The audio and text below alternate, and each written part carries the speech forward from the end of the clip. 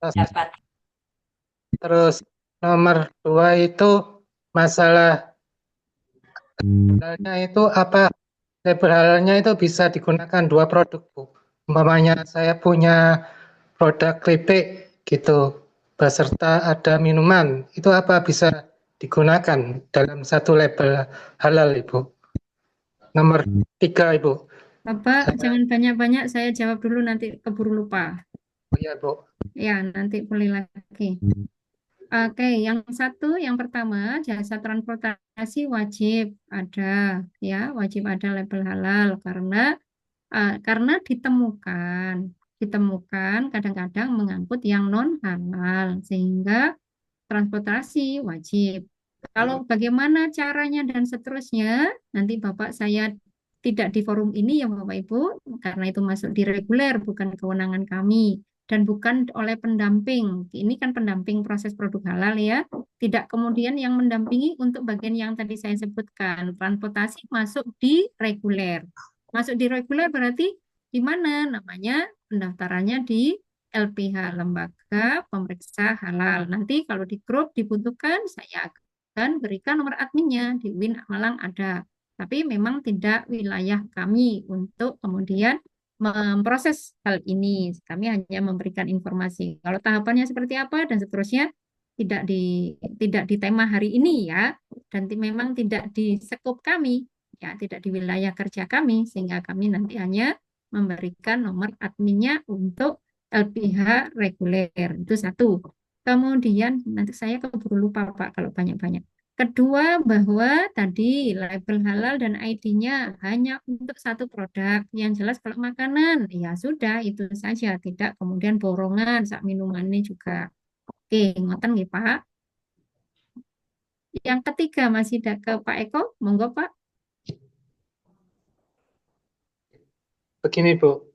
Uh, Semuanya uh, UMKM kan sudah mempunyai produk halal, Ibu ya. Apa bisa mendaftar secara gratis lagi? Kan nggak ada Ya, betul. banyak, Bu. UMKM itu belum, Bu, perlu Ada difasilitasi. batasan. Betul. Baik, sudah saya tangkap pertanyaannya. Kalau sudah mendapatkan gratis satu pelaku usaha, apakah boleh gratis Sebentar lagi? itu nggak ada. Tapi Kalau di bawah sudah bisa mendapatkan nggak sih kayak gratis, ada kalau eh, yang lainnya harus mute ini. Kalau sudah mendapatkan gratis, maka apakah boleh lagi menyatakan mendapatkan gratis lagi? Boleh, tapi ada batasannya. Batasannya berapa? Nanti di narasumber berikutnya ya, Pak. Jadi satu orang, satu pelaku usaha tadi, apakah ketika dia boleh satu produk gratis, daftar lagi gratis lagi? Boleh, tetapi ada batasannya supaya ada pemerataan. Gitu. Nanti berapanya? Nanti di narasumber berikutnya. Baik, ada lagi Pak Eko? Gini, Bu. Masalah label halalnya itu, Bu. Yang saya tahu itu label halalnya itu ada masa jangka, Bu. Jangka waktunya, Ibu. Yang Oke, saya terangkan saya barusan lanjut Ibu ya. katanya Oke, saya jawab. Saya umur jawab hidup. Pak. Ya, Oke, Bu. baik. Saya jawab. Untuk label halalnya dengan peraturan yang terbaru nih Pak. Peraturannya yang terbaru itu berlaku selamanya Pak. Tidak ngurus lagi. Tidak ada batasannya. Selama tidak ada perubahan komposisi bahan. Gitu Pak. Jadi kalau bahannya ada perubahan, ya harus ngurus lagi.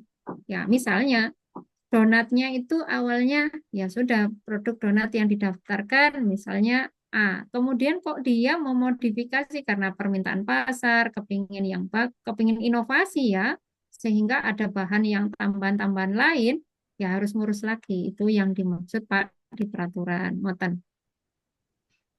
Pak Eko, sampunkah kita beralih karena Pak Eko tanyanya empat mewakili Ya, yang lainnya. kan Baik, saya dari sementara usaha, Bu. di, Pelaku usaha di Pak banyak Eko, oke, ditanyakan, Ibu. nanti disimpan dulu ya Pak, biar gantian sama yang lain. Bapak sudah empat, nanti kalau ada lagi waktunya ke Bapak lagi. Baik, ada lagi Ya, kah dari yang lain? Baik, terima kasih Pak Ibu, Eko atas ibu keaktifan. sebentar. Ibu untuk, halo, Iya, Ibu. Ibu untuk toko buah itu apakah bisa diuruskan di yang sehati ini, Bu? Untuk toko buah.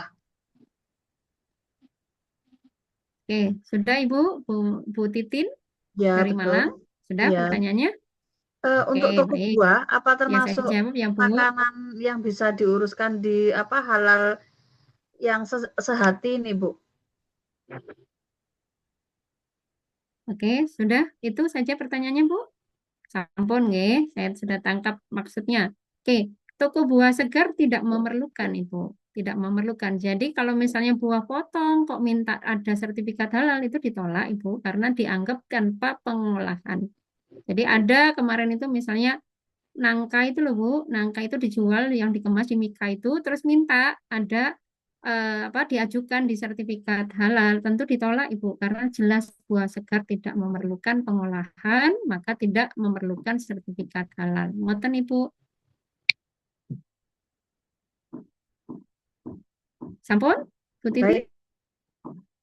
Baik, terima kasih Bu. Monggo yang lainnya, Ibu, mohon maaf, saya mau bertanya tentang self-declare. silakan. Itu kan sertifikat yang daftar sekolah. halal gratis ya. Modal apa tadi ya? 15 miliar Ibu. Mohon maaf. Nyai, pendapatan 15 miliar selama 1 tahun. Itu baru bisa Mohon maaf Mbak Desi, halo. Persyaratannya bertanya iya. Ibu harus on cam ya Mbak Desi, atau Ibu? Kami semua di sini Iya. kan on cam. Ya, backgroundnya mana Mbak Desi? Mbak Desi mengikuti peserta dari awal? Maaf, nggak bisa Ibu karena HP saya nggak bisa buat background. Ya, Iya. HP-nya merek apa ini aneh. Semuanya bisa itu. Ya, oke. Sementara saya jawab, tapi nanti tetap on cam ya Mbak, karena persyaratan lulus harus on cam ya. Oke, karena kami harus tahu menyimak dari awal atau tidak ya. Karena penting bagi kami semua peserta adalah wakil kami dan harus membawa nama baik dari UIN Malang. Tidak boleh kemudian tidak menyimak dengan baik, kemudian tidak paham, melakukan kesalahan di lapangan, itu hal yang kami tidak inginkan. Baik, terima kasih Mbak Desi. Tadi penghasilannya 15 miliar, ya penghasilan penjualan. Penghasilan Iya. dari penjualannya batasannya adalah 15 miliar. Jika kurang dari itu, baru boleh, istilahnya boleh wilayah self declare. Gitu Mbak Desi. Maksud saya menanyakan yang sehati, non sehati sama mandiri. Yang sehati itu kan harus mempunyai maksimal 1 tahun, maksimal 1 tahun 15 miliar, baru bisa membuat sertifikat halal gratis atau ditanggung oleh pemerintah BPJPH. Kalau yang minimalnya maksimalnya nggak sampai 15 miliar, berarti masuk ke non sehati. Bukan demikian. Ini salah paham ya. Boleh saya luruskan ya. Jadi bukan sehati sama non sehati Mbak Desi ya. Jadi mohon Bapak Ibu benar banget untuk menyimak dari awal ya. Istilahnya adalah masuk self declare pernyataan ya. Pernyataan masuk kategori self declare bila maksimal bila penghasilannya itu di bawah 15 miliar dalam 1 tahun penjualan.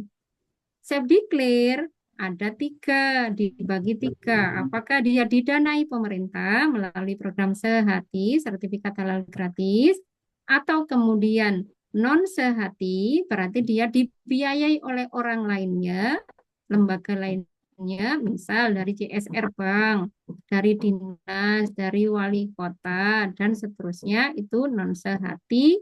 Non sehati itu tidak melalui kuota sehati yang diberikan oleh pemerintah, tapi masih masuk self declare. Sampai sini paham ya? Kemudian mandiri maksudnya apa? Kategorinya masih masuk self declare ya, tetapi dia bayar sendiri. Sudah saya nggak ambil yang kuota sehati, tapi saya mau bayar sendiri. Boleh, itu ya maksudnya ya.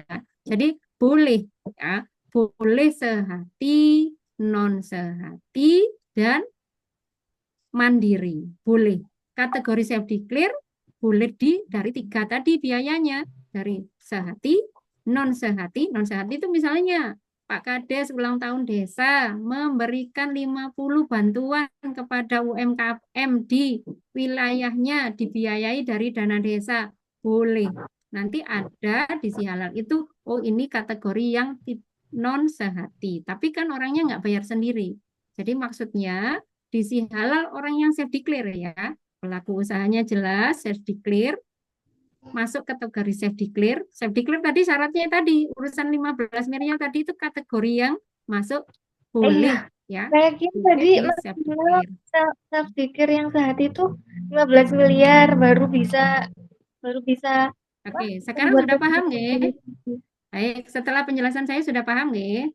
Baik, Itu harus maksimal on nih. cam, tidak ditinggal ke mana-mana atau ditinggal belanja ya Mbak. Ingatan nggih? Ya, semua saja supaya tidak salah paham. Lek salah paham nanti menjelaskan ke masyarakat salah. Nah, itu kan membawa nama kami, itu yang kami larang sehingga kenapa harus on cam? Khawatir nanti ditinggal itu jemput anak, ditinggal kemana-kemana gitu ya. Baik, supaya tidak salah ketika menyampaikan ke masyarakat. Baik, itu ya. Mudah-mudahan paham ya, kenapa harus anteng di depan laptop atau di depan HP supaya tidak salah yang disampaikan ke masyarakat. Baik, monggo yang lainnya. Izin bertanya Ibu Eni.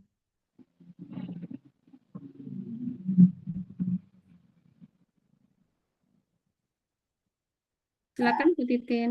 Ya, Ibu, ketika kita mau pendampingan ke penjual bakso, Ibu ya, itu kita di sana kan biasanya orang jual bakso itu kan ada jual minuman juga. Nah, itu di sana kita arahkan satu produk aja apa dua-dua produk. Jadi ada makanan dan minuman.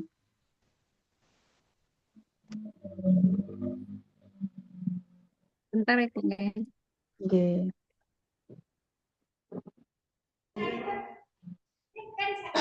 Oke, nanti itu ada di narasumber berikutnya juga akan dijelaskan Bapak Ibu. Tidak kemudian warung itu warung ya, warung berarti sekarang warung kantin itu satu tempat itu satu SH. Tidak kemudian nanti satu tempat itu tehnya sendiri, piringnya sendiri, kerupuknya sendiri, sambelnya sendiri. Wah, kayak gitu nggih. Nanti ada detailnya di belakang. Mantan. Warung, jadi untuk warung ada sendiri. Warung Baik. nanti dinamainya warung. Jadi kalau bakso, menunya ada bakso, kemudian ada tehnya. Nanti itu tidak kemudian label halalnya tehnya sendiri, kerupuknya nanti Ya, sendiri, betul. sambelnya sendiri. Wah, Ya, ya misalnya gitu. Tidak, tidak ada ya, warung, satu warung, satu SK. satu SNG. Nanti ada kategori warung, ada di belakang nanti ada narasumber yang lebih detail tentang hal Baik, ini. Ibu. Oke, Terima kasih, terima Bu. kasih. Baik, terima kasih. Masih ada? Jika tidak, saya kembalikan ke moderator. Halo, Mbak Moderator. Nggih. Nggih, Bapak Ibu. Monggo, apakah masih ada yang bertanya lagi atau tidak? Ini waktunya kebetulan masih ada sekitar 10 menit nggih. Tanya Bu, Oh, nggih, monggo. tanya Bu. Bu Eni ya, ada dua pertanyaan. Satu mungkin terkait masalah ini. Tadi kan sebutkan kalau yang gerobak itu bisa dicegah ya. Nah itu kebetulan di dekat tempat saya itu ada yang pakai jualan kayak kontainer itu Bu. Pakai kontainer apa? Gerobak kontaineran itu. Nah di situ itu ada beberapa menu. ada minuman seperti es teh, terus yang sasetan itu kan nanti sudah sudah otomatis ikut apa label sasetnya itu ya kalau minuman sasetan. Kalau es tehnya itu kan ngeracik sendiri, itu mungkin nanti pendekatannya tadi di kemasannya tadi itu seperti yang jenengan sampaikan. Nah, kalau yang menu makanannya, Bu, misalnya ada donat, ada apa itu ya, goreng-gorengan, itu apakah cukup memakai sertifikat halal produk tadi itu atau tadi seperti mendetailkan pertanyaan sebelumnya tadi, apakah diperinci? Nonton, Bu, Oke, nonton. oke, baik. Sekaligus menjawab yang ada di chat room ya. Ini agak sama. Di chat room ada bakso, apakah masuk self declare atau enggak? Sekarang bakso bisa, tapi dengan ada syaratnya ya. Self declare di bakso itu bisa, tetapi ada syaratnya, ada syarat ya, ada disyaratkan karena apa namanya istilahnya apa namanya bagaimana bisa masuk di self declare nanti bisa ada kategorinya. Kemudian kalau yang tadi diberitahukan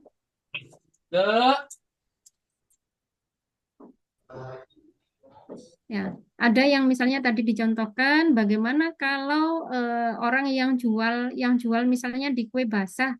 Ya tentu kalau yang dititip-titipkan tadi itu, maka itu tiap kue itu bisa kemudian tiap kue ada namanya KBLI nanti ya. Itu kategori apa, ada nanti di narasumber di belakang akan menyampaikan lebih detail bagaimana istilahnya pengelompokan untuk mengurus sertifikat halal. Begitu.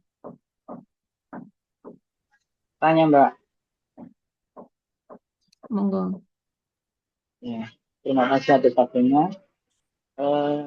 Menyinggung yang dari awal tadi terkait dengan buah. Nah, buah itu kalau tidak mengalami pengolahan maka tidak diusahakan pakai label halal atau sertifikat halal. Namun di sini saya tanyakan ada sebagian buah yang mengalami pengolahan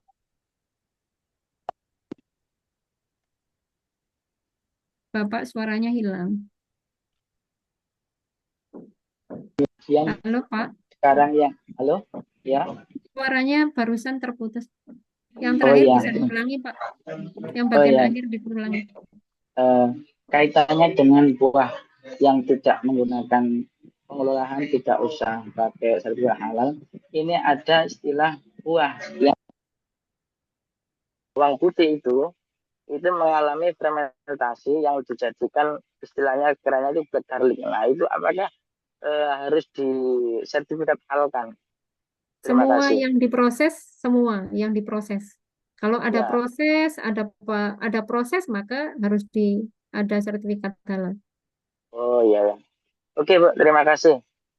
Baik, sama-sama Pak. Mbak moderator, sepertinya waktunya sudah habis.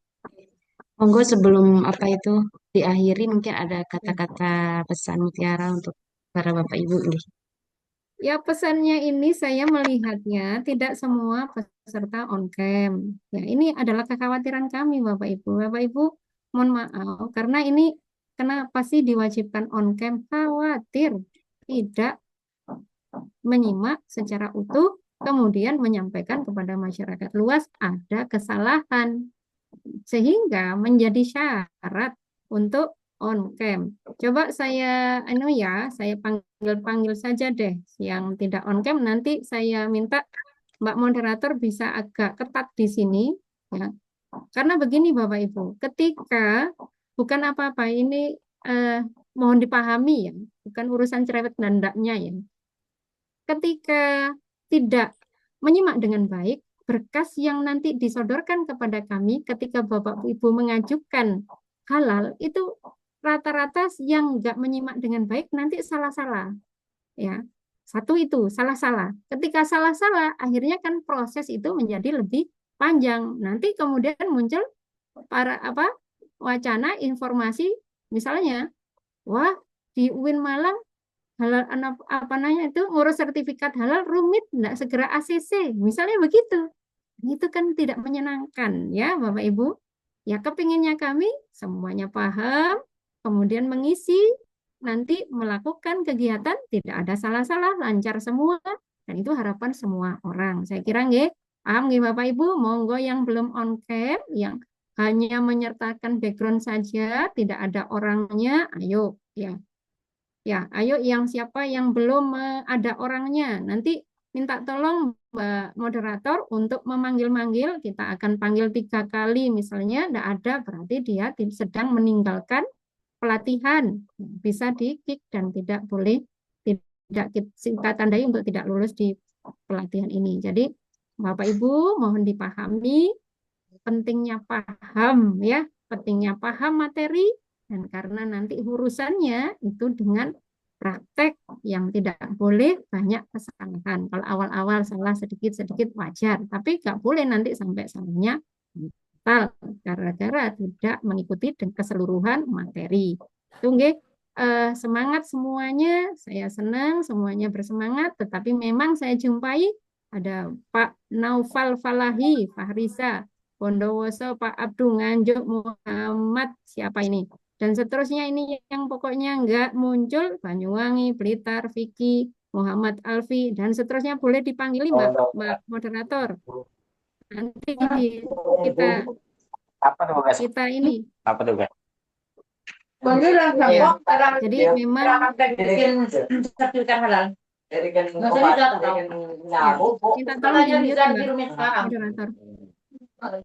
Jadi memang ya Bapak Ibu orang banyak ya harus mohon maaf kalau kami agak ketat karena memang harus ditertibkan karena demi kesuksesan dalam Bapak Ibu mendampingi alam. Oke, semangat, terima kasih yang setia, yang sudah sungguh-sungguh saya berterima kasih sekali. Mudah-mudahan nanti memang ada breaknya kok, ada istirahatnya Bapak Ibu. Mudah-mudahan nanti semuanya sukses dalam perdana mendampingi. Ketika sukses perdana mendampingi pasti semangat Bapak Ibu gitu loh yang saya inginkan ya. Tetapi kalau tidak paham, kemudian tidak sukses dalam awal mendampingi, biasanya moodnya turun. Nah itu yang kami tidak inginkan ya. Akhirnya gagal. Nah, itu ya Bapak Ibu, saya kepingin semuanya sukses dan kemudian bergembira ketika mendampingi, semangat mendampingi berikutnya begitu ketika lancar begitu. Terima kasih Bapak Ibu atas kesetiaannya di sini, di yang narasumber pertama ya, yang di materi saya. Mudah-mudahan kita semuanya diberi kemudahan, kelancaran seperti yang didoa dari Ustadz Nuruddin tadi. Oke, saya akhiri, mohon maaf kalau ada kata-kata yang kurang berkenan, memang dalam rangka keinginan kami suksesnya Bapak Ibu dalam mendampingi. Saya akhiri, wassalamualaikum warahmatullahi wabarakatuh. Waalaikumsalam warahmatullahi wabarakatuh. Terima kasih kepada Ibu Eni Widianti selaku narasumber pada pagi hari ini. Memasuki materi berikutnya yaitu tentang ketentuan syariat Islam terkait jaminan produk halal dengan narasumber Bapak Muhammad Nuruddin dan moderator Ibu Evi Nurusuroyoh. Bu Evi, apakah sampun masuk nih?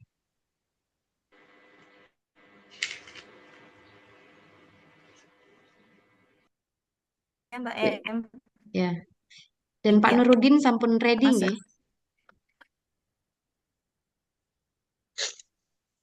Oke, monggo Bu, sampun. Kepada beliau dipersilahkan, monggo Ibu Evi dan Pak Nuruddin. Ya, terima kasih Mbak Em. Assalamualaikum warahmatullahi wabarakatuh. Selamat pagi Bapak Ibu, apa kabar hari ini? Masih semangat nggih? Semangat. Alhamdulillah masih. Sip.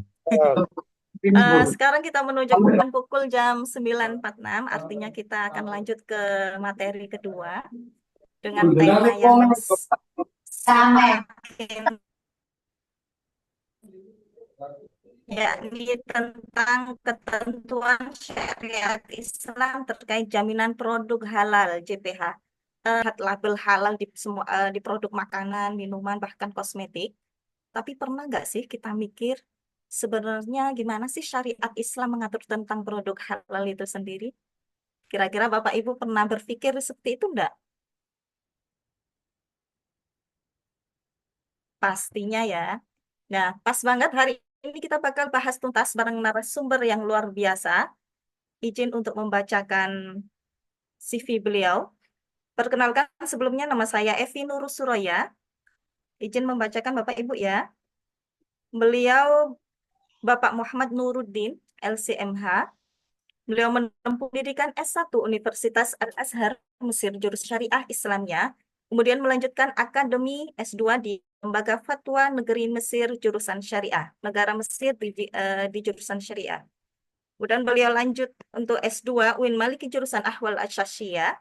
Beliau juga pernah menjadi dosen perbankan syariah di Unisma dan mengajar di Tazkiyah International Islamic Boarding School, Malang. Dan sekarang beliau dosen Fakultas Syariah UIN Maulana Malik Ibrahim, Malang. Dari sini kita lihat bahwa beliau adalah seorang akademisi dan juga praktisi di bidang hukum Islam, serta jaminan produk halal. Beliau aktif menjadi narasumber seperti halnya kali ini, pelatihan serta kajian seputar halal lifestyle. Pokoknya kalau soal halal, beliau ini udah ahlinya.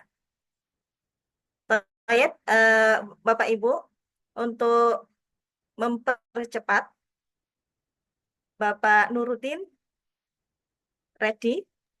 Oke, siap. Siap. Kepada Bapak Muhammad Nuruddin LCMH, untuk menyampaikan materi ketentuan syariat Islam terkait jaminan produk halal. Kepada beliau, waktu dipersilakan. Monggo Bapak. Oke, terima kasih atas waktunya yang kami hormati Ibu Ketua Halal Center dan juga yang kami hormati Ibu Moderator, Ibu Evi, dan juga segenap panitia. Dan juga tak lupa yang kami banggakan Bapak Ibu peserta. Insya Allah di hari Jumat masih pagi ini kemungkinan masih belum ada yang Jumat duluan, Ge. Masih belum ada yang sholat Jumat. Karena waktu Jumat itu kan sebagian madhab ada yang mengatakan dari waktu duha sebenarnya. Jadi sebenarnya waktu duha sudah bisa untuk melaksanakan sholat Jumat, tapi jangan kita terapkan di kita. Oke, terima kasih Bapak Ibu. Ini berkaitan dengan tema bagaimana sih sebenarnya kalau kita berbicara halal dan haram itu, orang-orang semuanya pasti akan larinya ke Islam kan. Karena istilah halal dan haram itu ada di agama kita di Islam, dan dari Islam itu diturunkan kembali kepada syariat, bukan berkaitan dengan akidah. Jadi mohon Bapak Ibu digambarkan dulu bahwa perkara halal dan haram ini kaitannya dengan syariat, tidak berkaitan dengan akidah, sehingga tidak boleh kita mengkafirkan seseorang hanya karena perkara syariat. Ini masa berkaitan dengan hal perkara halal dan haram. Berikutnya dari halal dan haram ini kita fokuskan ke makanan dan minuman atau barang dan alat guna dan yang lainnya yang yang dalam hal ini oleh pemerintah diberikan ruang, yaitu berkaitan dengan jaminan produk halal yang berkaitan dengan makanan, minuman atau jasa dan barang-barang gunaan dan yang lainnya. Ya, izin saya menampilkan share screen dulu berkaitan dengan bagaimana pembahasan dengan halal dan haram ini dalam makanan dan minuman khususnya.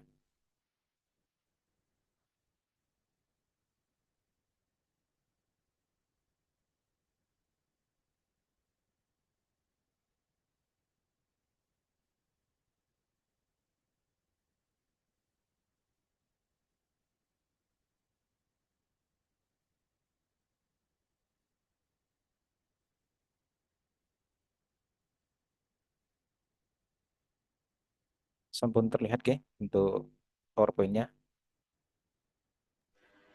Sudah, Ustaz. Sudah, Ustaz. Jadi yang pertama dulu kita langsung, nanti yang lainnya nanti versi diskusi ke penyebab keharaman dulu. Jadi penyebab keharaman yang pertama karena benda itu najis atau bahan yang Bapak Ibu gunakan, karena ini self declare, ke.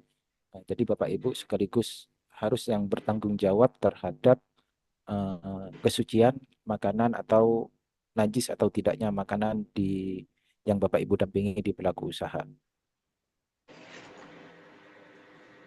Yang pertama yaitu Bapak Ibu pastinya sudah tahu bahwa perkara yang najis itu diharamkan untuk dimakan. Salah satunya misalkan apalagi jika itu adalah najisnya najis yang berat, najis mughalladhah, maka hal itu sebisa mungkin, bukan sebisa mungkin, harus benar-benar dihindari, walaupun itu mungkin nanti sebagian ada pembahasan berkaitan dengan asapnya. Itu kalau berkaitan dengan najis yang mughalladah, tapi kalau najis mukhaffafah ini nanti ada proses pencucian sendiri, juga berkaitan najis mutawassithah dan yang lainnya, ataupun penyebab keharaman itu bendanya atau bahannya tidak najis. Bapak Ibu membuat donat dari tepung yang sudah diambil dari toko yang sudah ada jaminan halalnya, sudah bersertifikat halal, tapi ternyata tepungnya misalkan kena kotoran cicak, tiba-tiba kena kotoran cicak dan seperti itu, maka itu barang tersebut yang awalnya tidak najis menjadi mutanajis, kena najis, sehingga hal tersebut harus melakukan pembersihan atau pensucian yang sesuai dengan ketentuan syariat. Termasuk bagaimana pensucian sebenarnya, bukan lagi pencucian, tidak lagi kita mencuci, tapi juga mencuci yang suci, nantinya dimasukkan dalam kategori suci. Jadi pensucian alat atau misalkan bahan yang tidak boleh kena air, misalkan di pelaku usaha yang Bapak Ibu dampingi, tapi sepertinya kalau untuk self declare rata-rata mungkin ya masih gak terlalu ini ya, masih bisa lah untuk tersentuh air atau disuci dengan air. Pastinya berarti proses pensucian seperti itu jika kena kotoran, maka diusahakan disucikannya dengan air yang mengalir. Kalau tidak dengan air yang mengalir, setidaknya air tersebut lebih dari 2 kola ataupun lebih dari 270 liter, Bapak Ibu. Berikutnya dilakukan proses pencucian sampai hilang dari rasa, bau, dan warnanya. Berikutnya yang penyebab keharaman kedua adalah berkaitan dengan jika produk tersebut adalah diambil dari bahan yang menjijikkan, kotor ataupun menjijikkan, najis ataupun yang menjijikkan, seperti air liur atau belatung atau kecoa, seperti itu, maka tidak diperkenankan dan tidak masuk dalam kategori yang halal. Sebentar.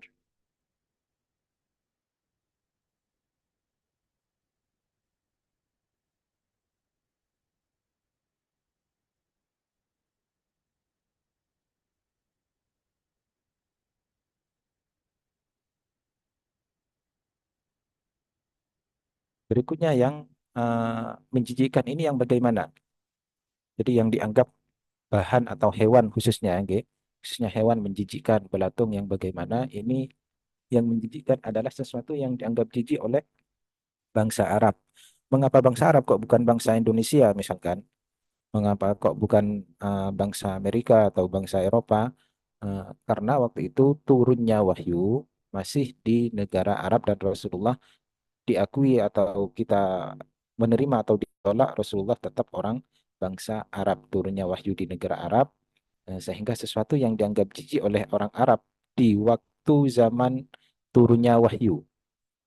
Jadi kalau sudah wahyu sudah berhenti turun, malaikat Jibril sudah tidak turun lagi, maka hal yang dianggap jijik orang Arab nanti baru dalam hal ini perlu dikaji ulang apakah ini juga dianggap jijik oleh orang Indonesia ataupun warga negara lain. Jadi yang pertama yang dianggap jijik itu adalah sesuatu yang dianggap jijik oleh bangsa Arab ketika wahyu itu turun. Karena tidak mungkin eh, ada perkara yang menjijikkan, berikutnya di masa wahyu itu turun, berikutnya malaikat Jibril diam saja atau Nabi Muhammad diam saja. Itu tidak mungkin karena dalam hal ini tidak diperbolehkan bagi seorang nabi diam dari perkara yang haram atau dari perkara yang tidak baik. Karena sifatnya Nabi adalah amanah, jadi menyampaikan jika perkara ini bahan atau hewan ini halal atau baik, tetap akan disampaikan oleh Rasulullah. Jika tidak baik, maka juga akan dianggap jijik dan akan ditinggalkan oleh Kanjeng Nabi seperti itu. Jadi tidak ada hal yang dibiarkan dalam artian ketika masa waktu wahyu masih turun. Bagaimana misalkan nanti jika ternyata barang yang menjijikkan ini turunnya dianggap jijik tapi wahyu sudah tidak turun lagi. Nah, itu nanti akan menjadi pembahasan yang meluas. Karena misalkan seperti ada hewan atau tumbuh-tumbuhan yang baru kita ketahui di akhir-akhir ini, berikutnya hewan ini atau binatang ini dianggap jijik, tapi ini tidak ada di dalam ayat Al-Quran, tidak ada ketika di bangsa Arab pada waktu itu. Nah, ini bagaimana nanti tentu akan dikembalikan kepada tradisi di masing-masing wilayah tersebut. Karena dalam hal ini kita mengenal kaidah bahwa al-adah muhakkamah. Ada yang demikian selama itu dianggap tidak menjijikkan bagi masyarakat tertentu. Dan berikutnya sesuatu yang digolongkan al-hasyarat atau seperti kecoa misalkan atau kalajengking ataupun tikus. Dan ini sudah dipastikan mengandung apa kriteria khaba'ith yang tidak boleh ada dalam bahan atau produk yang Bapak Ibu dampingi. Jangan sampai Bapak Ibu mendampingi bakso yang baksonya ternyata dari kepala tikus misalkan. Itu jangan sampai hal itu terjadi. Ataupun membuat apa cacing misalkan dibuat makanan atau dibuat olahan dan langsung diminum. Nah, itu sebenarnya dalam hal ini dia tidak masuk dalam kategori produk halal ini. Meskipun Bapak Ibu ini yang saya fokuskan perkara halal dan haram versi pemerintah. Halal dan haram versi pemerintah atau versi yang dipasrahkan oleh pemerintah dalam hal ini MUI. Kalau saya akan berbicara halal dan haram versi umat Islam, ya berarti harus 8 madhab yang saya sampaikan. Kalau versi umat Islam secara keseluruhan, karena nanti kan banyak perdebatan, perbedaan dan seterusnya. Jadi saya di sini mungkin hanya nantinya lebih memfokuskan atau lebih memilih kepada perkara yang diperbolehkan atau tidak diperbolehkan sesuai dengan ketentuan halal dan haram versi pemerintah, yang mana pemerintah dalam hal ini memasrahkan kepada Majelis Ulama Indonesia atau Komite Fatwa. Tuh. Jadi kalau nanti pembahasannya melebar ke mazhab yang lain, nah itu nanti saya harus memperluas lagi pembahasannya karena misalkan seperti yang di sini saja. Nah, cacing misalkan, oh cacing tidak semuanya orang mengatakan itu haram. Kan ada yang mengatakan itu boleh dan seterusnya itu, tapi itu nanti perdebatan yang meluas dan panjang. Berikutnya yang sesuatu yang dianggap jijik oleh orang suatu kaum, oleh tradisi suatu kaum. Misalkan bangsa Indonesia menganggap jijik ulat belatung, ya sudah, maka hal itu adalah perkara yang menjijikkan. Atau seperti kecoa, maka itu dianggap jijik, ya berarti itu adalah hal yang menjijikkan. Dan juga seperti misalkan eh, binatang-binatang lainnya yang dianggap jijik, maka itu disesuaikan juga sesuai dengan tradisi suatu kaum. Kalau di kita mungkin suatu bangsa gitu. Karena kita wilayah NKRI-nya ini luas, ya berarti lebih luas juga nanti anggapan terhadap jijik atau tidaknya ini. Berikutnya yang dianggap jijik ini perkara yang tidak boleh Bapak Ibu dampingi, gitu. Tidak boleh ada dalam bahan produk yang akan Bapak Ibu dampingi atau yang akan Bapak Ibu daftarkan di si halal. Sesuatu yang dianggap jijik oleh sekelompok orang yang mempunyai tabiat yang lurus, yaitu yang tabiatnya yang tabiat yang salimah, tabiat yang biasa standar, dia tidak memiliki apa gangguan kejiwaan dan yang lainnya normal, dan itu dianggap jijik oleh suatu kelompok, maka itu juga bisa dikategori khaba'ith. Atau sesuatu yang dinilai membahayakan bagi kesehatan oleh analisis ahli bidang pangan ataupun kosmetik dan obat-obatan. Jadi yang kedua yaitu kriteria khaba'ith yang menjijikkan adalah khaba'ith hal yang menjijikkan. Apa saja hal-hal yang menjijikkan seperti di poin ini Bapak Ibu A sampai F ini. Berikutnya penyebab keharaman kedua selain tadi menjijikkan, yang ketiga adalah hal yang berbahaya bagi kesehatan. Nah, ini kalimat-kalimat seperti ini, hal yang membahayakan bagi kesehatan, sebenarnya ini harus paling kalau sesuai urutan seharusnya ini nomor pertama gitu.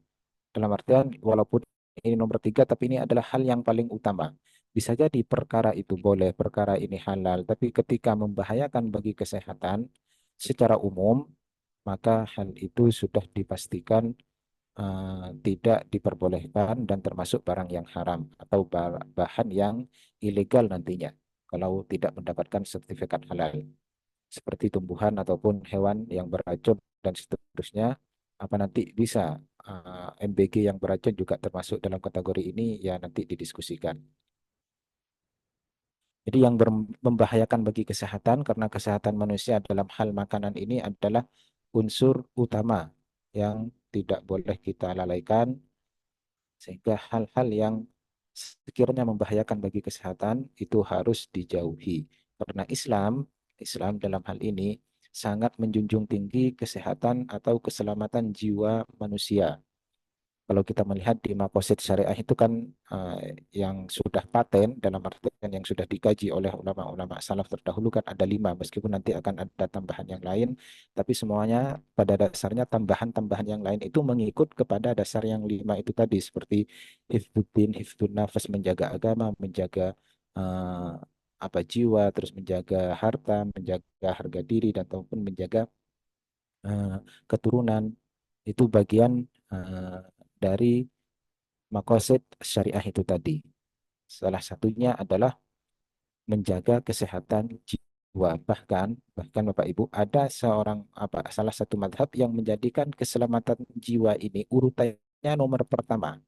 Baru yang kedua adalah menjaga agama. Karena tidak mungkin agama ini bisa terjaga jika keselamatan jiwa kita terancam.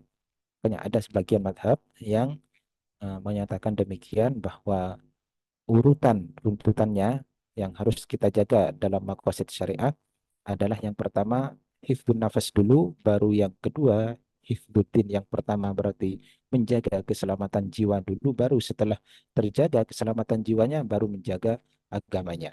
Ada yang demikian.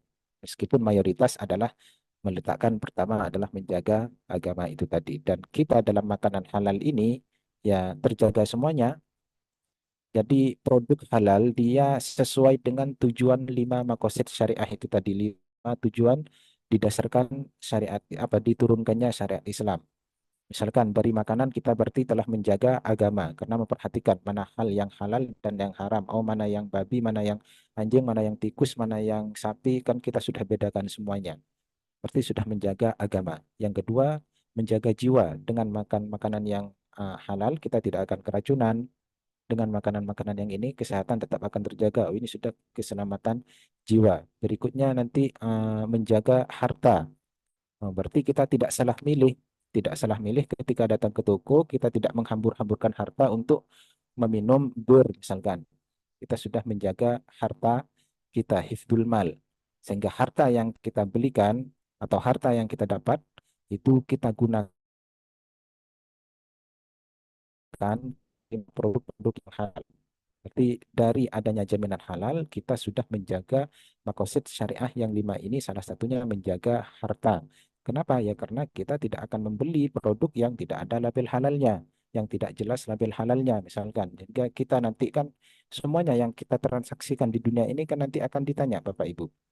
Akan ditanya bahkan di akhirat itu kan kita tidak akan masuk ke dalam eh, tidak akan masuk ke tahap berikutnya kecuali ditanya bagaimana kita menjalankan umur ini, di usia ini kita menggunakan usia ini kita gunakan untuk apa, dan seterusnya, dari mana harta yang didapat dan untuk apa dikeluarkan. Ternyata Bapak Ibu nanti hartanya oke didapat dengan cara yang halal, tapi dikeluarkannya untuk membeli daging babi, untuk membeli daging anjing, untuk membeli minuman khamr dan seterusnya. Ini juga termasuk hal yang mencelakakan di dunia dan akhirat. Jadi dengan memperhatikan label halal, produk halal yang mana dalam hal ini pemeriksaan terhadap umat Islam khususnya, dengan adanya label halal di sini, maka kita ketika membeli barang sesuatu dengan menggunakan uang yang kita miliki, maka sudah tahu, oh jalannya uang ini jalannya ke sini, oh masuknya ke sini. Jadi nanti Bapak Ibu ya tinggal menjawab saja. Saya sudah ketika ditanya di akhirat, misalkan dibuat apa uangnya, oh saya sudah membeli makanan yang produk halal, ya sudah, nanti lepas nanti ininya hisapnya nanti Bapak Ibu, atau dipermudah karena sudah ada label halal ini. Bisa jadi guys, seperti itu gambaran saya sementara saat ini. Jadi ini penyebab keharaman adalah hal yang berbahaya bagi kesehatan. Bisa jadi barangnya itu halal, tapi karena membahayakan, bisa jadi itu nanti akan menjadi statusnya menjadi haram. Karena hukum itu berubah sesuai dengan keadaan apa yang bukan qat'i, hukum yang bukan qat'i akan berubah sesuai dengan keadaan inikah membahayakan atau tidak membahayakan. Berikutnya penyebab keharaman yang keempat, Bapak Ibu, adalah jika produk yang akan Bapak Ibu dampingi itu memabukkan. Memabukkan ataupun itu pun tidak memabuk. Misalkan nanti ada Bapak Ibu, oh saya ini homer, tapi ini bagi saya tidak memabukkan karena sudah terbiasa misalkan. Nah, tetap kalau homer itu sedikit atau banyaknya tetap adalah hal yang diharamkan. Kullu muskir hadisnya Rasulullah bahwa semua yang khamr itu apa, semua hal yang memabukkan itu adalah khamr.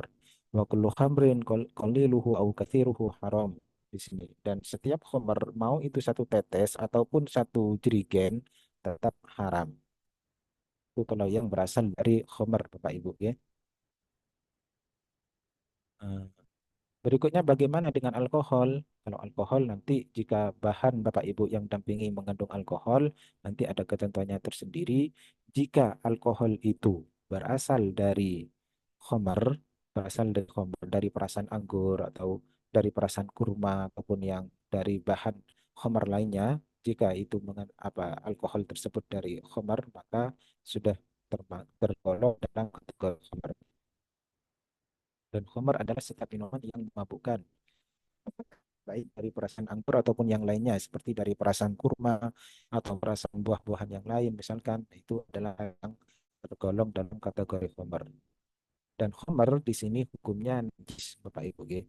Khamar hukumnya najis karena ini di Indonesia, tapi kalau di negara lain belum tentu khamar itu najis, ataupun di negara Arab lainnya belum tentu khamar itu eh, najis, karena kenajisan khamar kalau di kita madhab Syafi'i adalah najis aini. Jadi ya bentuk khamarnya itu kena ke baju ya najis, berarti harus dicuci bajunya. Kalau ada tetesan khamar kena, walaupun kita tidak meminum atau kena tetesan khamar terus kita sholat, ya batal sholatnya karena hukumnya najis aini dari khamar ini.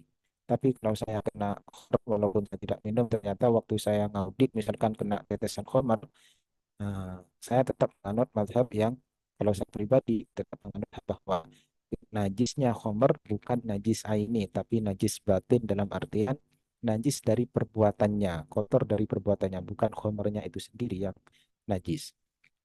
Tapi di sini sesuai fatwa MUI adalah khomer yaitu hukumnya najis dan haram. Nah, jadi ketika saya mengatakan bahwa khamr itu tidak najis, bukan berarti halal. Khamr ya tetap haram, tidak najis dalam artian ketika kita akan gunakan sholat dalam hal ini.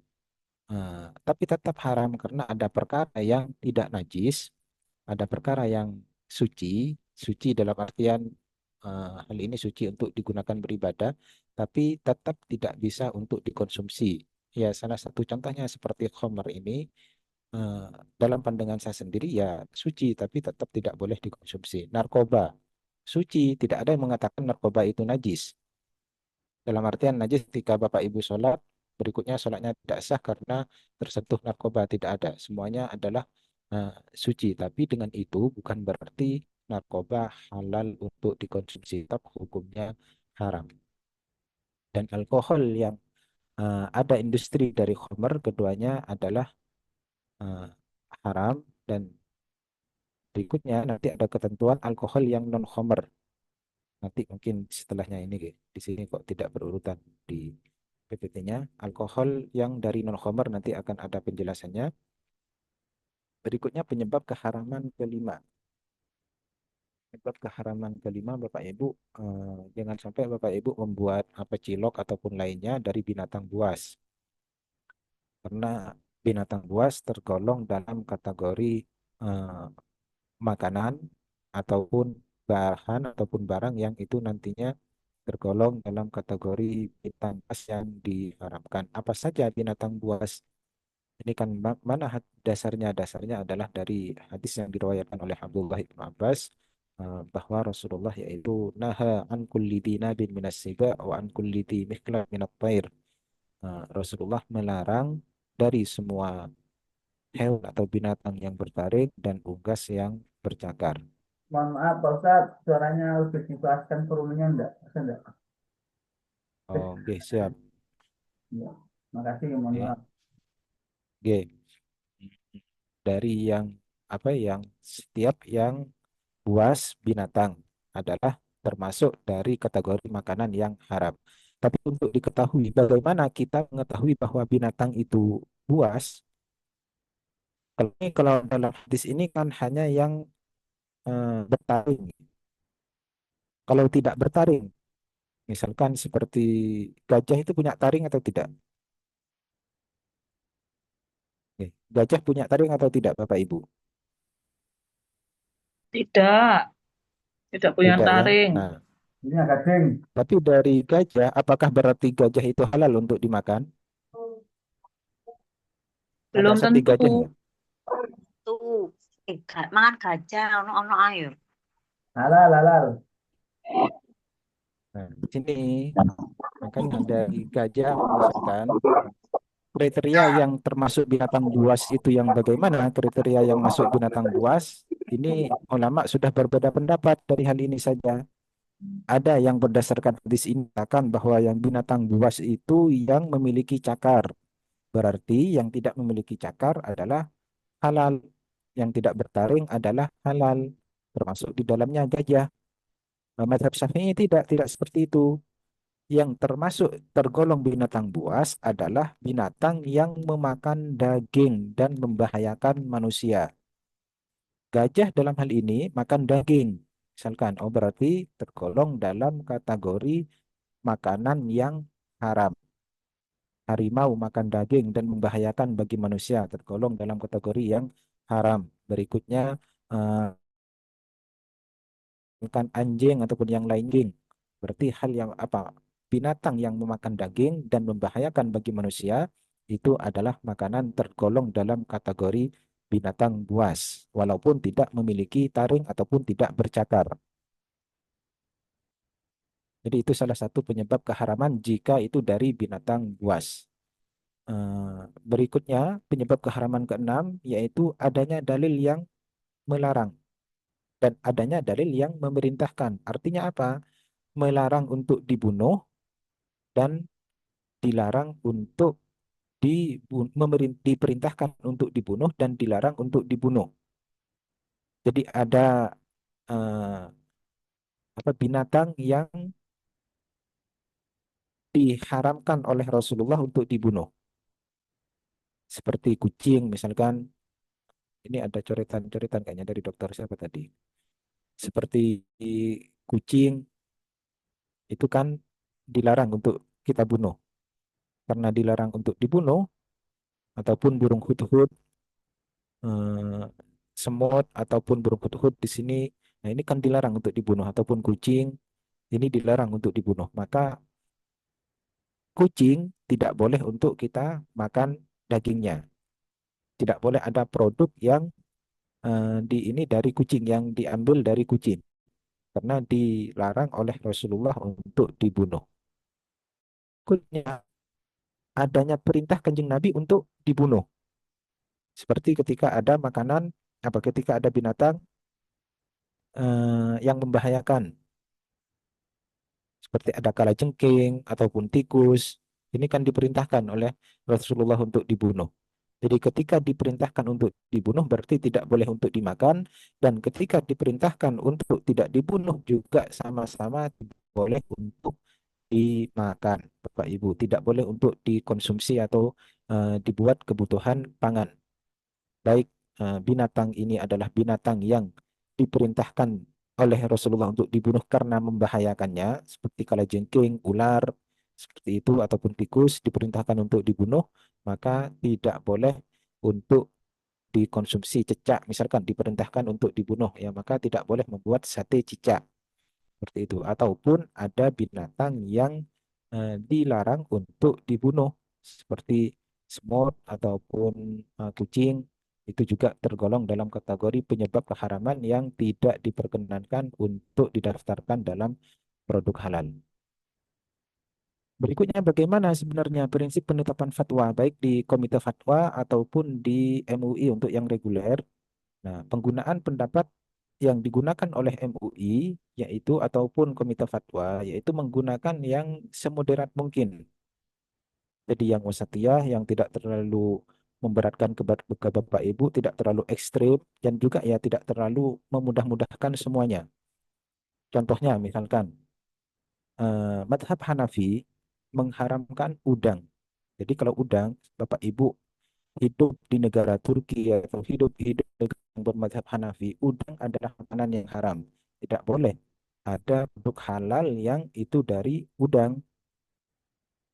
Nah, tapi kita lingkungan Indonesia atau madhab yang lainnya mengikuti dari pendapatnya Imam Syafi'i, Imam Malik dan yang lainnya, nah, kan itu halal. Nah, MUI dalam hal ini atau Komite Fatwa yang mengambil yang halal. Karena tidak akan menyulitkan atau mempersulit kepada masyarakat Indonesia yang mungkin makanan sehari-harinya kita temukan banyak udangnya. Kita tidak bisa membayangkan kalau udang itu diharamkan mengikuti mazhab Hanafi. Berapa ini pelaku usaha udang nantinya yang akan tutup dan akan seterusnya. Nah, ini MUI mengambil yang wasatiyah, yang jalan tengah dalam hal ini. Dan juga selain wasatiyah yaitu mengambil ketentuan dengan menggunakan prinsip al-khuruj minal khilafi mustahabun, bahwa keluar dari ranah perbedaan, menghindari perselisihan dalam Islam, perselisihan dalam hukum Islam itu adalah di mustahabun, dianjurkan. Berikutnya Bu, di sini hewan-hewan yang tidak dapat digunakan dalam produksi halal. Masih lanjutan dari binatang yang tadi ya, ini seperti yang bertaring, ini sebenarnya ringkasan dari yang tadi yang saya jelaskan. Hewan yang dilarang untuk dibunuh ataupun hewan yang diperintahkan untuk dibunuh, ini ringkasan dari yang tadi. Juga termasuk binatang yang hidup di dua alam yang disebut dengan hewan bermai, hidup di dua alam seperti kodok itu yang bisa hidup di dua alam. Kalau kura-kura itu sepertinya mungkin hewan ini mungkin hanya hidup di satu alam, tapi dia bertahannya di mana, yang lebih bertahan hidup di mana, itu nanti akan ada penelitiannya tersendiri. Hasil dari penelitian misalkan oh ternyata kura-kura dia memang bisa hidup di darat dan perairan, tapi dia misalkan akan bertahan hidup jika ada di darat dan seterusnya, atau ini nanti akan ada hasil penelitian dari misalkan dari riset berkaitan dengan binatang ini. Atau yang disebut dengan hasyarat ini yang tadi juga dari hewan penyembelihan. Kalau hewan penyembelihan sepertinya ini masuk ke dalam ranah reguler Bapak Ibu, tidak mungkin masuk ke self declare. Berikutnya kalau dari bahan nabati yang tidak dapat digunakan adalah harus dipastikan Bapak Ibu, karena ini berkaitan dengan hukum Islam. Karena di dalam Islam dilarang memakan makanan yang beracun, maka makanan yang beracun tidak dapat digunakan dalam produk halal. Berikutnya juga hal yang memabukkan dan yang membahayakan bagi kesehatan manusia. Selanjutnya di sini jika bahan padat, bagaimana benda-benda padat, maka juga harus diperhatikan kriterianya, yaitu benda tersebut najis atau tidak najis. Jadi seperti manusia ataupun hewan, apakah itu beracun atau tidak beracun, memabukkan atau tidak, atau membahayakan bagi kesehatan atau tidak jika itu dari benda-benda yang padat. Apalagi yang benda cair di sini Bapak Ibu. Benda cair lebih mudah terkontaminasi dengan najis dan tidak ada makfunya kalau benda cair. Kalau benda padat tadi kena najis, kena ininya tikus misalkan, kena makan tikus. Roti kan masih kering, roti kering ya, roti kering masih belum masak, masih bukan roti olahan ya, atau tepungnya ataupun ininya roti kering. Ketika kena tikus atau dimakan tikus, maka yang dibuang adalah yang dari sisa makanannya tikus itu tadi. Tapi itu karena benda padat. Tapi kalau benda cair, tiba-tiba ada tikus nyemplung ke rawon Bapak Ibu atau ke soto yang Bapak Ibu buat, tiba-tiba ada tikus nyemplung atau kecoa nyemplung di situ, ya harus langsung dibuang total semuanya dan dicuci bersih lagi wadahnya. Ini karena benda cair dalam hal ini tidak ada makfunya kalau yang benda cair untuk dimakan seperti soto, bakso, tiba-tiba ada tikus misalkan nyemplung di situ, maka hal itu langsung dibuang dan itu yang pernah terjadi di zaman Rasulullah ketika ada sahabat bertanya ada tikus yang masuk ke makanan yang basah, maka oleh Rasulullah diminta untuk langsung dituangkan semuanya dan dibuang. Dituangkan dalam artian dibuang, padahal Kanjeng Nabi di satu sisi memerintahkan kita untuk tidak melakukan hal yang mubadzir. Tapi karena saking bahayanya penyakit yang ada dalam tikus itu tadi, maka oleh Rasulullah langsung diminta untuk dibuang, walaupun itu satu baskom misalkan.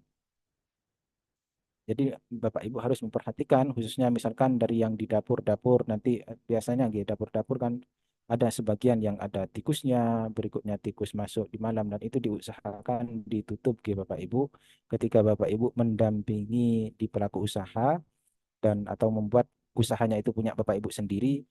Jika itu berkaitan dengan hal yang cair, maka ya ketika Bapak Ibu tinggalkan, maka di situ harus ditutup untuk menghindari jalan-jalan atau untuk menghindari hal-hal yang tidak diinginkan seperti adanya tikus dan kecoa dan yang lainnya.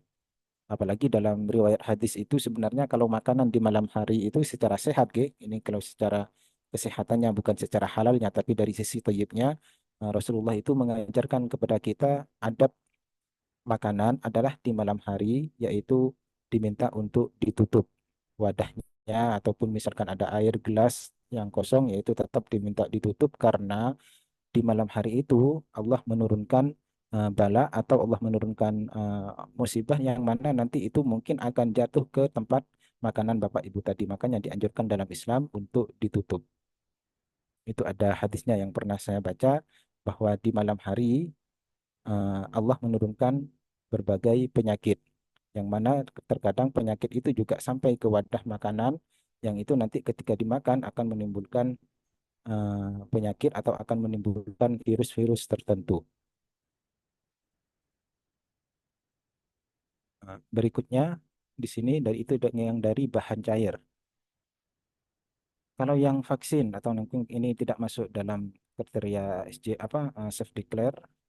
Kalau yang alkohol tadi Bapak Ibu, kan Bapak Ibu ada usahanya yang ternyata dari usaha Bapak Ibu itu yang self declare ada kandungan alkoholnya.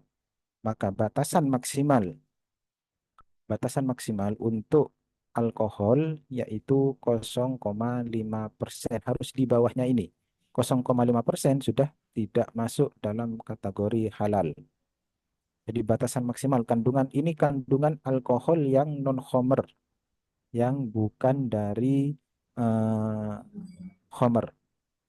Batasannya berapa? Batasannya nanti adalah di bawah 0,5%.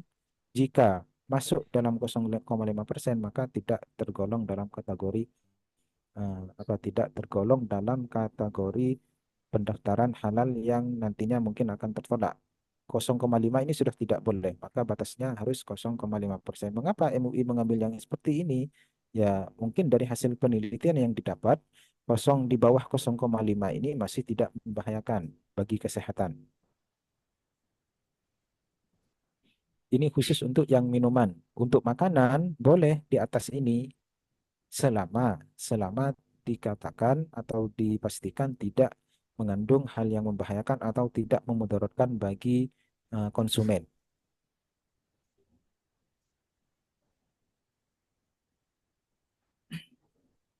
Berikutnya Bapak Ibu, standar halalan produk makanan yang mengandung alkohol ini dipastikan produksinya tidak menggunakan bahan haram. Nanti Bapak Ibu memastikan ke pelaku usahanya dan juga tidak najis, tidak membahayakan secara medis. Itu kalau yang berkaitan dengan makanan yang alkohol. Ini kosmetika tidak masuk, obat-obatan juga tidak masuk ke self declare maksudnya. Nah, berikutnya Bapak Ibu yang self declare kan pasti mungkin perusahaannya Bapak Ibu ya meskipun kecil-kecilan tapi tetap akan diberi nama. Nanti mungkin harapannya dengan nama ini nanti akan terkenal atau akan semakin meluas, akan banyak peminatnya. Bagaimana Bapak Ibu caranya biar sesuai dengan ketentuan dalam Islam? Sebenarnya saya ingin bertanya ke Bapak Ibu, nama ini berkaitan nggak dengan hukum Islam sebenarnya? Berkaitan. Sangat berkaitan. Saya makannya es degan, tapi es degan itu dikasih nama es pocong. Tapi yang saya makan degan, apakah itu haram? Jatuhnya makruh Kok bisa makruh? karena itu namanya jadinya Mohon jadi nggak izin bagus. pimpinan kok rapat nggak kedengaran dari Nganjuk. Bagi saya sendiri, ketika saya makan es degan, yang ini sudah murni es degan, tapi mereknya es pocong misalkan. Ini kan tidak diperkenankan karena namanya, tidak diperbolehkan karena namanya. Maka hal ini, kalau saya sendiri, kalau kita berbicara hukum Islam, ya, kan ini hukum Islam. Apa itu hukum Islam? Kembali lagi ke hukum Islam. Apa itu hukum Islam? Hukum Islam adalah kitabullahi al-muta'alliq bi af'alil mukallafina bil iqtida'i awit takhyiri awil wad'i. Ini hukum Islam. Apa hukum Islam? Adalah perintah Allah yang berkaitan dengan perbuatan orang mukallaf, bukan penamaan orang mukallaf. Itu hukum Islam. Kembalikan lagi, kita akan menentukan hukum Islamnya. Berarti yang dihukumi apanya, namanya atau degannya atau yang dimakan? Namanya yang dihukumi kalau untuk Namanya. Kalau namanya yang dihukumi, berarti dengan pengertian hukum Islam yaitu kitabullahi al-muta'alliq bi af'alil mukallafin, perbuatan orang mukallaf dalam hal ini. Kalau namanya yang dihukumi berarti nanti bisa jadi tahlilan itu haram, maulidan juga haram karena namanya yang dihukumi. Tapi kalau perbuatannya yang dihukumi, tahlilan itu isinya apa sih? Membaca ayat Al-Quran. Maulidan itu isinya apa? Membaca ini dan seterusnya. Nah, tidak jadi haramnya. Jadi misalkan es pocong, isinya apa sih? Degan ternyata dan ini. Ketika seperti itu, maka yang dihukumi dalam hal ini secara zatnya adalah degannya itu tadi. Tapi kenapa kok MUI atau putusan fatwa di sini melarang standar nama? Standar nama ini tidak berkaitan lagi dengan haramnya, tapi walaupun akan diharamkan, hal ini adalah haram li ghairihinya karena faktor eksternal, bukan faktor yang internal pada pokok bahannya itu tadi. Dan bagi saya sendiri ini sebenarnya bukan lagi berkaitan dengan standar nama, tidak ada kaitannya dengan halal dan haram, tapi ini kaitannya dengan thayyib bagi saya. Bagi saya ini berkaitannya dengan thayyibnya, bukan dengan halal dan haramnya. Kenapa dengan yang thayyib? Karena ini berkaitan dengan nama. Berkaitan dengan nama dalam Islam, pemberian nama itu harus pemberian yang baik-baik. Memberikan nama ke manusia, memberikan nama ke produk usaha, memberikan nama ke yang ini dan yang lainnya. Itu Islam memerintahkan, menganjurkan untuk memberikan yang baik. Sehingga berarti pemberian nama dalam produk makanan ini masuk dalam sisi kethayyibannya, bukan sisi kehalalan dan keharamannya. Masuk sisi thayyibnya. Ini harus yang digunakan thayyib. Contohnya, kenapa Islam memperhatikan ke nama? Kan sebagian mungkin akan banyak yang mengkritik, apa fungsinya nama? Hanya sebatas nama. Kenapa kok harus tidak mendapatkan label halal dan ini? Padahal isinya semuanya bahannya halal 100%. Hanya karena nama berikutnya tidak mendapatkan sertifikat halal. Ya karena dalam hal ini Islam memerintahkan kepada kita untuk memberikan nama yang baik-baik, khususnya kepada manusia. Jadi perintahnya Kanjeng Nabi tidak hanya berhenti kepada manusia, juga pemberian nama yang baik. Rasulullah adalah sifatnya tafaul, yaitu optimis. Optimis dengan cara memberikan nama yang baik, memberikan nama yang indah, yang bagus. Makanya Sayyidina Hasan itu awalnya cucunya Rasulullah, itu kan namanya Al-Harb, adalah perang, akan beringas kan dinamai seperti itu. Berikutnya diminta kepada Sayyidina Ali, ubah Ali namanya dengan Al-Hasan, dengan hal-hal yang baik. Jadi ketika Rasulullah mendengar ada sahabat yang lahir punya anak namanya tidak baik, diminta oleh Kanjeng Nabi untuk diganti dengan nama yang baik. Dengan nama yang baik, bukan berarti orangnya ini yang lahir haram, tidak. Tapi diminta diganti dengan nama yang baik. Sehingga standar nama bagi saya sendiri adalah berkaitan dengan kethayyibannya. Karena Islam memerintahkan untuk memberikan nama yang baik terhadap manusia. Jika terhadap manusia Islam memerintahkan untuk seperti itu, maka perintah ini tidak hanya sebatas kepada manusia, pemberian nama terhadap manusia, pemberian nama terhadap produk juga harus kita ikuti dalam hal ini. Makanya Islam memerintahkan untuk memberikan nama yang baik tidak hanya sekedar manusia, tapi juga terhadap nama-nama yang lainnya, nama-nama produk atau nama-nama sekolah atau nama-nama yang lainnya, itu juga diberikan nama-nama yang baik sebagai bentuk keoptimisan kita bahwa dari nama yang baik ini nanti akan seperti ini, seperti ini. Makanya nama dalam Bapak Ibu di sini, Bapak Ibu tidak akan lolos dalam sertifikat halal kalau diberi nama es pocong atau es gondruwo misalkan, atau apa rujak jahanam misalkan, atau diberi contoh dengan rujak rujak jahanam atau rujak neraka ataupun yang lainnya. Itu tidak mungkin lolos ketika namanya tidak sesuai dengan ketentuan yang ada dalam ketentuan fatwa MUI. Nah, di sini produk yang digunakan Bapak Ibu menggunakan nama atau benda hewan yang diharamkan ini tidak boleh. Di menggunakan rujak rujak babi misalkan, ya tidak boleh walaupun isinya bukan babi. Dari benda atau hewan yang diharamkan. Berikutnya juga tidak boleh dari benda atau menggunakan nama-nama atau istilah simbol kekufuran, kemaksiatan. Seperti salah satu contohnya misalkan ada kemarin saya ada di kantor saya itu ada bakpia Valentine, namanya ininya Valentine tapi memang tidak ada label halalnya.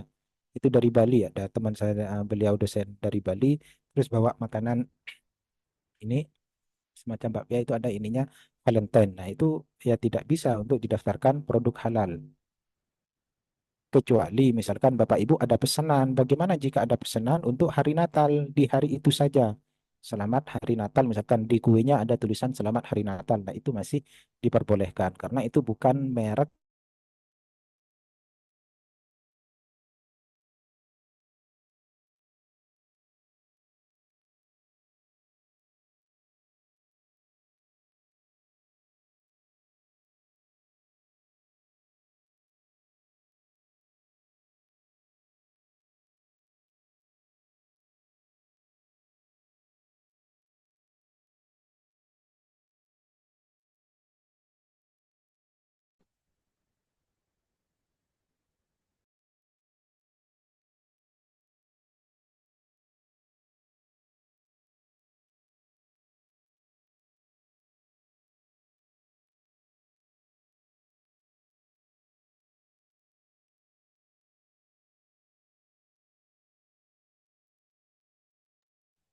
Suaranya nggak keluar, Pak. Halo, nggak ada suaranya. Macet. Listriknya mati.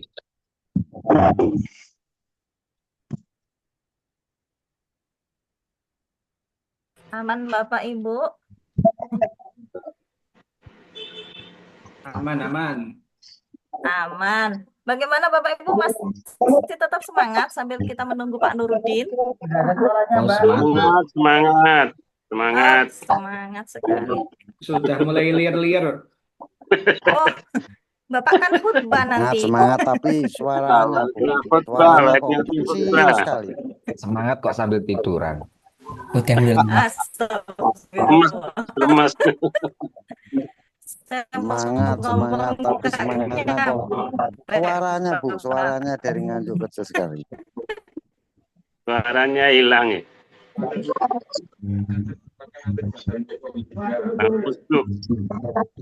Ini dari mana saja Bapak? Oh iya, karena iya. Mohon maaf Bapak ya. Sempurna. Ini boleh saya sapa Bapak Ibu ya? Oke. Lagani Siompo. Ini dari mana Bapak Punten? Bapak Lagani Siompo. Lamongan. Lamongan. Bapak asli Lamongan. Asli Sulawesi Tenggara, Bu. Oh, ini saya di Lamongan, Bapak. Taksi. Oke, monggo Bu Evi, saya sudah bergabung. Oh ya, siap. Silakan Bapak Nurudin. Maaf Bu, karena barusan mati lampu. Ini saya sambil menggunakan langsung dari HP dan sambil menghidupkan laptop. Ya nanti saya bisa menampilkan lagi di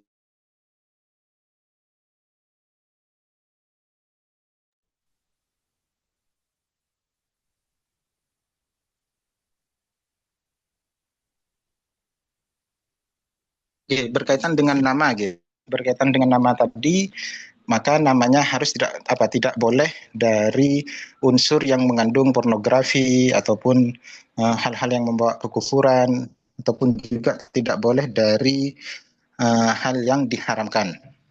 Itu dari nama. Bagaimana jika ada pesanan seperti selamat hari Natal, maka hal itu diperbolehkan karena itu bukan melekat dalam produk yang Bapak Ibu daftarkan. Oke, itu dari nama dan juga dari gambar atau logo Bapak Ibu, tidak boleh ada logonya atau gambar dari produk yang Bapak Ibu ini namanya adalah sesuai. Misalkan namanya rujak cingur, tapi ada lambangnya lambang seekor anjing misalkan, atau lambang orang yang tidak berpakaian dan seterusnya, maka hal itu tidak diperbolehkan juga. Tidak sesuai dengan ajaran-ajaran yang sesuai dengan ajaran agama Islam Pak Ibu. Maka itu tidak diperbolehkan, jadi tidak hanya nama, tapi juga logo ataupun gambar. Logonya dari perusahaan yang Bapak Ibu buat atau gambarnya bagaimana, itu juga harus diperhatikan. Jangan sampai gambarnya gambar seperti pocong misalkan, atau gambar hal yang hal yang membuat hal-hal yang sensitif dan yang lainnya. Nah, itu tidak diperkenankan Bapak Ibu. Sekarang mungkin itu dari berikutnya ranah diskusi. Kita masih ada waktu sekitar setengah jam atau 25 menitan untuk berdiskusi. Oke, monggo, terima kasih.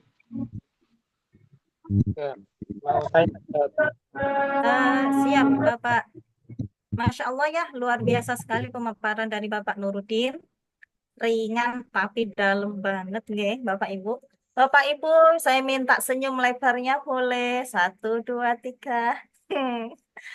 Masya Allah.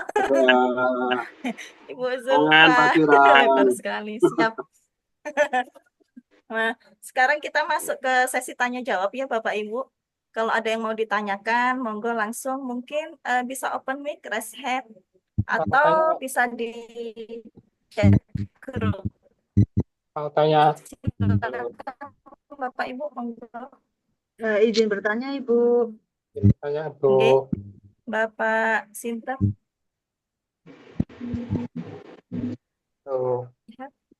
Oke. Oh, Bapak ini Lagani.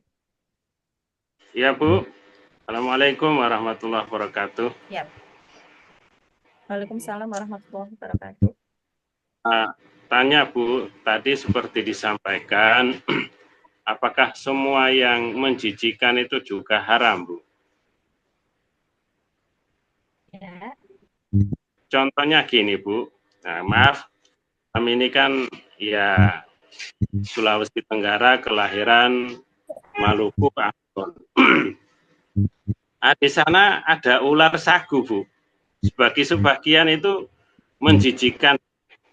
Tapi di sana bagi kita itu ya enak Bu, ular sagu itu, karena memang juga dari bahannya ya dari sagu, bukan dari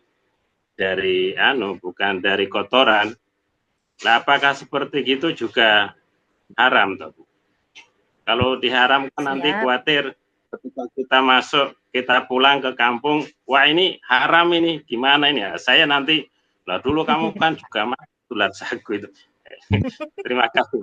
Assalamualaikum warahmatullahi wabarakatuh. Waalaikumsalam warahmatullahi wabarakatuh. Terima kasih Bapak Langgani.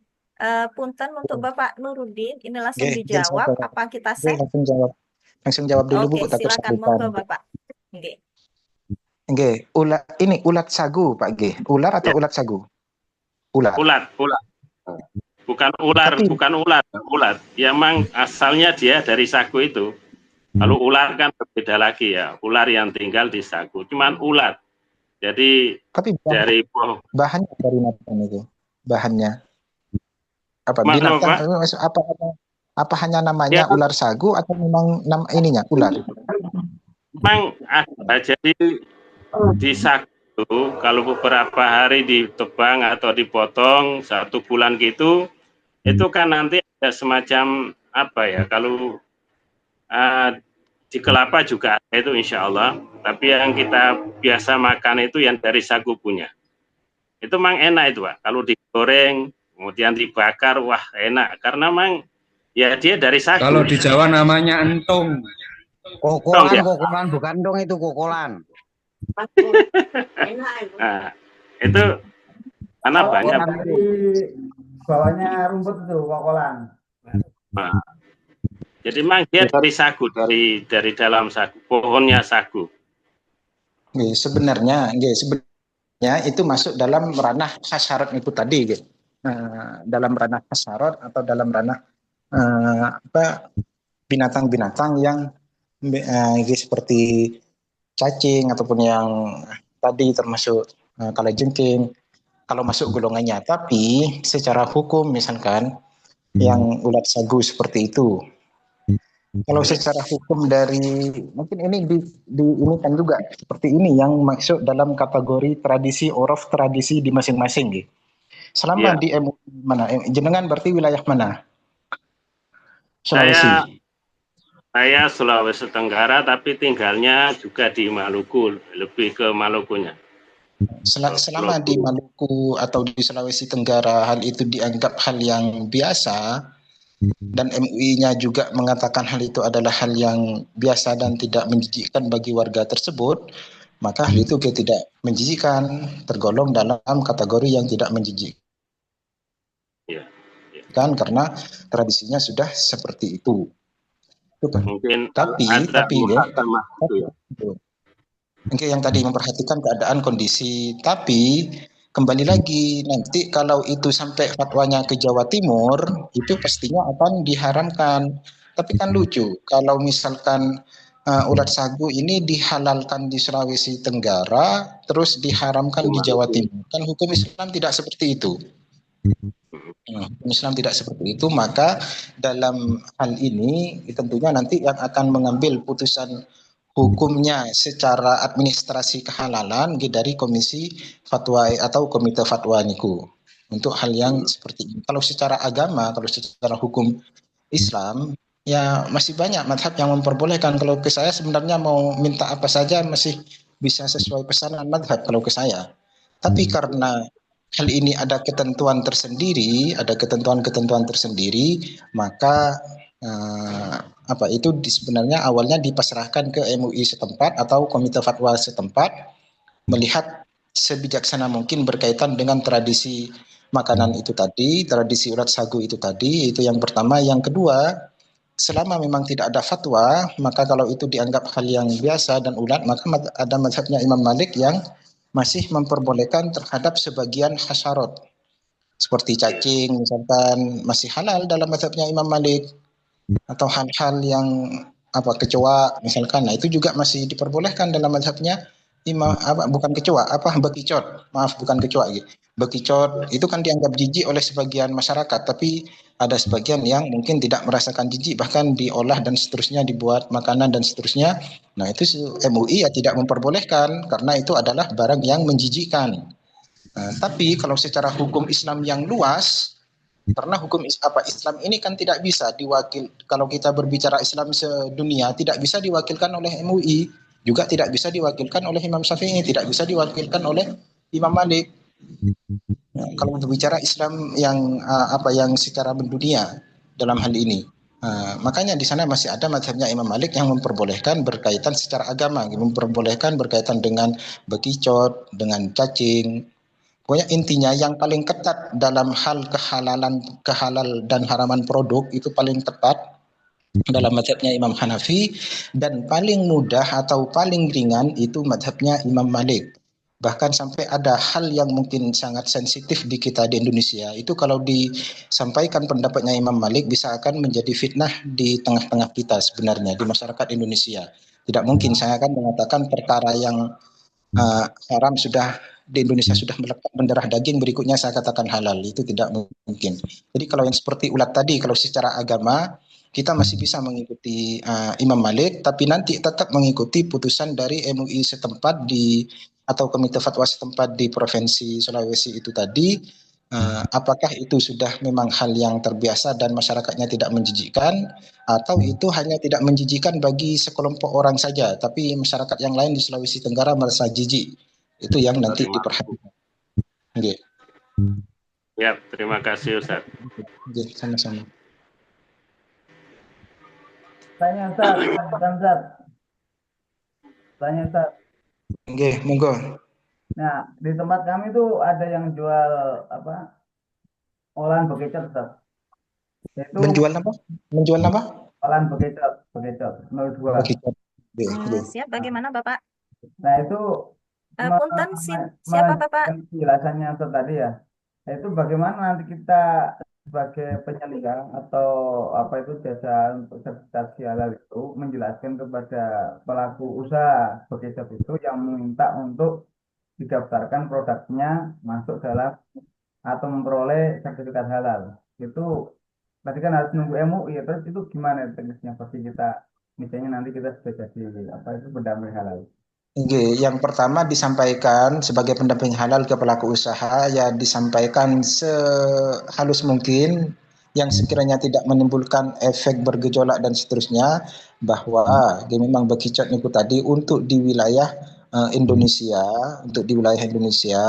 karena Indonesia memasrahkan hal ini fatwanya kepada MUI, dan MUI berikutnya turunannya mengeluarkan fatwa keputusan bahwa bekicot itu haram untuk dikonsumsi, tapi boleh untuk dibudidayakan untuk kebutuhan luar konsumsi, penggunaan misalkan kosmetik ataupun di luar badan, yang penting tidak masuk ke anggota tubuh. Itu yang dari bekicot. Tapi kalau dibuat bentuk makanan yang itu masuk ke tenggorokan ataupun minuman yang dikonsumsi ke tubuh kita, ya itu fatwanya diharamkan dalam hal ini bekicot. Tapi membudidayakan bekicot dengan tujuan itu untuk hal di luar tubuh, di luar anggota tubuh atau penggunaan barang lain dan seterusnya, maka hal itu diperbolehkan selama tidak membahayakan bagi kulit misalkan atau bagi kesehatan. Jika itu digunakan luar anggota tubuh di luar dari ini, tidak sampai masuk menjadi makanan dan minuman. Itu sudah ini dari keputusan fatwa seperti itu, ya tidak bisa Pak sebenarnya untuk dimasukkan dalam kategori yang halal sesuai dengan sertifikat halal ini. Kalau yang bekicot untuk makanan ataupun minuman ataupun snack, jajan, makanan ringan, ini jelas tidak bisa, yang ada bahannya dari bekicot. Atau sate bekicot misalkan, ini jelas tidak bisa mendapatkan sertifikat halal. Walaupun mazhabnya berbeda misalnya, tapi mengacu ke MUI ya Ustaz ya. Tetap mengacu ke MUI, walaupun di sana ada Imam Malik yang memperbolehkan. Jadi saya melihat sertifikat halal ini persis seperti surat nikah. Orang kalau surat nikah kan dia memenuhi syaratnya, rukunnya, semuanya, ada saksi, ada wali, tapi tidak tercatat di KUA, ya kan tidak mendapatkan pengakuan pernikahannya. Nah, begitupun dengan ini, makanan yang kita buat olah dengan cara yang halal. Ada madhab yang mengatakan bekicot halal, atau ada yang madhab mengatakan cacing halal dan seterusnya, tapi tidak tercatat di BPJPH, maka dia tetap sama halnya sebagaimana kita menikah dengan nikah siri tanpa ada surat-surat, dan dari surat-surat tersebut, baik itu surat pernikahan ataupun surat kehalalan produk ini, kita nantinya akan mendapatkan hak apa saja yang kita dapatkan dari surat keterangan produk halal ini. Jadi seperti itu. Jadi yang untuk bekicot dia tidak bisa. Kalau untuk konsumsi makanan dan minuman tidak bisa untuk bekicot. Karena pemerintah memasrahkan undang-undangnya, aturannya kepada MUI. Misalkan nanti ada aturan yang berubah, pemerintah memasrahkan aturannya ini ke Fakultas Syariah UIN Malang, mungkin nanti akan berbeda lagi jawabannya, Pak. Oke, Ustaz, terima kasih penjelasannya Ustaz. Sama, oke. Siap. Mungkin Bapak Ibu. Nah, bertanya Ibu. Iya, punten siapa Bapak? Saya Ramansa, Bu. Nah, istirahat Bu. Oke, silakan Bapak. Ada tugas, Monggo. ada tugas khotbah Bu. Maaf. Ya, Assalamualaikum silakan Bapak. warahmatullahi Monggo. wabarakatuh. Ustaz Nuruddin, yang saya tanyakan, Waalaikumsalam warahmatullahi wabarakatuh. yang saya tanyakan adalah untuk rujukan kebijakan itu berarti kalau kita berbicara untuk pengakuan atau sertifikat halal itu kehalalannya adalah berdasarkan keputusan Fatwa MUI provinsi, begitu ya? Bukan dari Fatwa MUI nasional. Fatwa MUI nasional. Kalau yang provinsi itu tidak mengeluarkan fatwa, tapi yang nasional nanti itu jadi pegangan. Kalau yang provinsi dia hanya memutuskan fatwa yang reguler yang terhadap pelaku usaha tertentu. Tapi tetap yang provinsi tetap mengikuti acuan yang nasional. Niku, kecuali memang nasional tidak ada dan itu di provinsi hanya ada di provinsi, bisa untuk menjadikan acuan dari fatwa provinsi itu tadi. Baik Pak Ustadz, jadi kan kita lebih ada pencerahan lagi. Terima kasih Pak Ustadz. Oke, sama-sama Matur suwun. Siap. Bapak ya. Oke, monggo Bapak. Ini Pak. Masalah ini kan lagi tren naik daun ya Ustaz. Nah, masalah mie gacoan itu Ustaz, yang dulu yang lagi masalah itu ada yang namanya mie setan, ada mie apalagi sejenisnya itu, bagaimana menurut hukum syariatnya itu? Kemarin sempat gonjang-ganjing masalah mie gacoan. Itu sempat tutup yang ganti nama ke mie gacuan, misalkan yang dari awalnya mie setan ataupun nama-nama yang lain. Gini mie setan tidak termasuk dalam kategori nama yang diperbolehkan. Pembuatan nama, label produk itu tidak diperbolehkan, sehingga secara administrasi tidak bisa didaftarkan dalam produk halal, harus ganti nama dulu. Kalau yang berkaitan dengan walaupun bahannya produknya dari gandum, bahkan mendatangkan dari negara Arab misalkan dan halal semuanya, tetap karena namanya itu adalah mie setan ataupun mie pocong ataupun mie gondruwo, secara administratifnya tidak bisa masuk dan tidak bisa lolos dalam verifikasi nanti ketika diajukan dalam produk halal. Jikapun lolos nanti ternyata masyarakat melihat, itu nanti akan menjadi bahan temuan. Seperti kemarin kami rapat mengikuti pelatihan SDM syariah itu, ada 2 yang lolos, pokoknya ada dok-doknya gitu belakangnya. Nah itu ada 2 yang lolos, sehingga dicek langsung oleh MUI pusat. Nah itu langsung jadi temuan, nanti akan dirapatkan dan akan disidangkan, ya mungkin nanti akan dicabut status sertifikat halalnya. Karena pernah ada 2 yang lolos, dari segi nama itu sudah tidak sesuai. Tapi MUI meloloskan, dan itu reguler pada waktu itu, reguler. MUI meloloskan karena ada pokoknya ada dok-doknya belakangnya, setelah dicek ternyata benar, dan itu nanti akan dicabut sertifikat halalnya. Tidak boleh Pak, secara administrasinya seperti itu. Walaupun makanannya sudah 100% bahannya halal.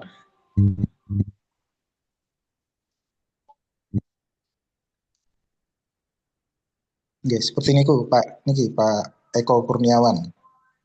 Terima kasih Ustaz. Sama-sama. Izin bertanya Ibu. Izin bertanya. Monggo mungkin langsung disampaikan mawon biar saya takut lupa. Untuk ya. Monggo Bu Malang Titin niki Oh Bu iya. Titin. Untuk Pak Nuruddin, saya pengen mendengar pernyataan Bapak untuk kopi luwak itu gimana Pak? Oh, yang kopi luwak itu tadi, kopi luwak halal setelah yang kopi luwak tadi sebenarnya ada di PPT itu halal selama sudah dilakukan proses pencucian secara syar'i. Memang sulit, pencucian secara syar'inya sulit karena kan itu menyatu kan sebenarnya. Nanti untuk memisahkannya gimana proses pencuciannya sulit dengan air yang mengalir, dengan benar-benar sampai hilang rasa dan warna, rasa dan baunya tadi dari kotoran tadi dari yang kopi luwak. Berarti Pak ya, harus dilihat prosesnya betul Pak ya? Dilihat proses pencuciannya. Kalau nanti setelah proses pencuciannya dan sudah dianggap suci sesuai dengan standar syariah, dia sudah masuk dalam kategori yang suci dan difatwakan halal oleh MUI berkaitan dengan kopi luwak nih. Kok ada fatwa ketentuan halalnya kopi luwak? Ya, ya, baik Pak. Terima kasih Pak. Sama-sama.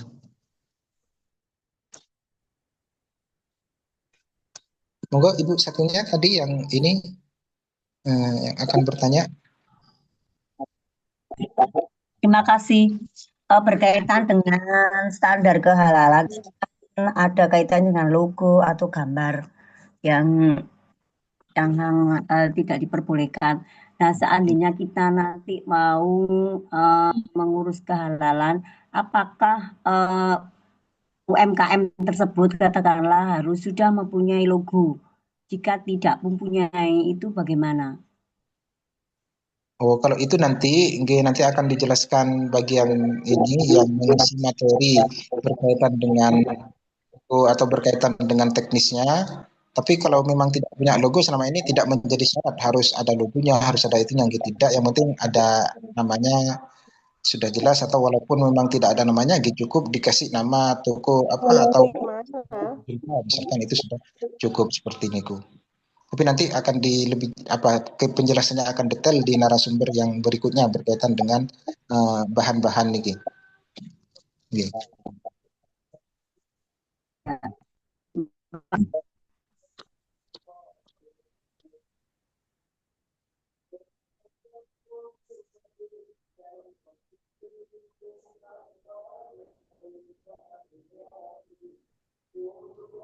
Monggo jika masih ada pertanyaan Bapak Ibu. Ya, mungkin ada pertanyaan Bapak Ibu. Rupanya ini paham semua. Dan ini saya juga sudah dipanggil ke masjid sebelah kayaknya. Sudah dipanggil Allah ini kayaknya saya. Ini ada satu yang angkat tangan, siapa Sinten ini? Masya Allah, antum kalau jelasin. Ya, assalamualaikum. Ya, siap.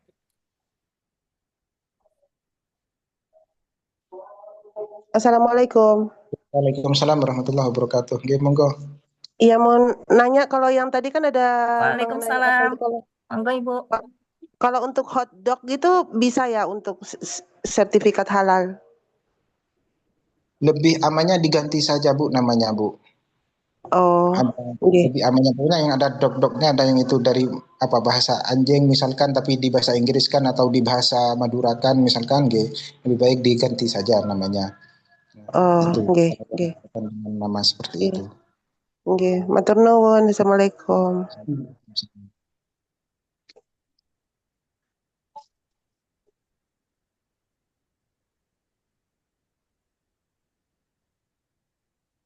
Waktunya sholat, Pak. Nah, ini sudah ada panggilan ini. 15 menit lagi masuk Jumatan, izin. Sama saya juga.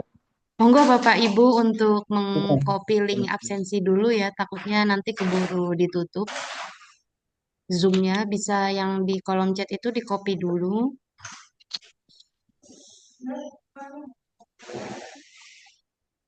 Ini sudah jam 11, mungkin saya ini izin terlebih dahulu Mbak Bu Emma sama moderator. Monggo Pak, apa itu untuk penutupan jenengan? Ini terima kasih Bapak Ibu dan mohon maaf atas segala mungkin kekurangan dalam penyampaian tadi, terkendala karena mati lampu dan seterusnya. Mohon maaf dan terima kasih, semoga Bapak Ibu semuanya diberikan kelancaran dalam menjalankan tugas-tugas ini dan juga dalam melakukan pendampingan kepada pelaku usaha, diberikan keselamatan dan keberkahan semuanya. Saya undur diri. Assalamualaikum warahmatullahi wabarakatuh. Waalaikumsalam warahmatullahi wabarakatuh. Waalaikumsalam warahmatullahi wabarakatuh. Oke, Bapak Ibu, Masya Allah ya, bagi-bagi ilmunya Bapak Nuruddin. Terima kasih Bapak. Semoga ilmu hari ini kita bisa terapkan di kehidupan sehari-hari dan jadi amal jariah kita bersama-sama. Amin. Alhamdulillah. Amin. Kita tutup sesi ini sama-sama dengan membaca Alhamdulillahirabbil alamin. Alhamdulillah. Baik, terima kasih semuanya. Sebentar Bapak Ibu, apa itu untuk saya screenshot dulu nggih? Monggo untuk on cam semuanya. Yang tidak ada backgroundnya juga mboten napa-napa. Caranya gimana, Ibu? On cam saja, nyalakan kamera. Nyalakan kamera. Kameranya dinyalakan. Kamera saya jelek. Kameranya Bu. Pak, Beli yang baru. saya Evi Nur. Kamera saya belum beli baru, Bu. Sudah gini. Bapak di atas sendiri paling Ya, izin pamit.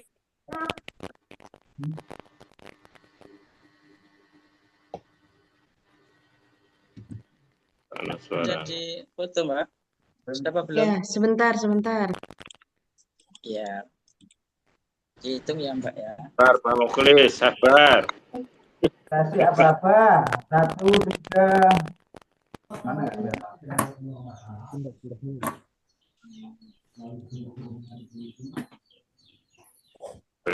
Semarang, Zaki. Kamera di mana? Oke, 1. Semangat.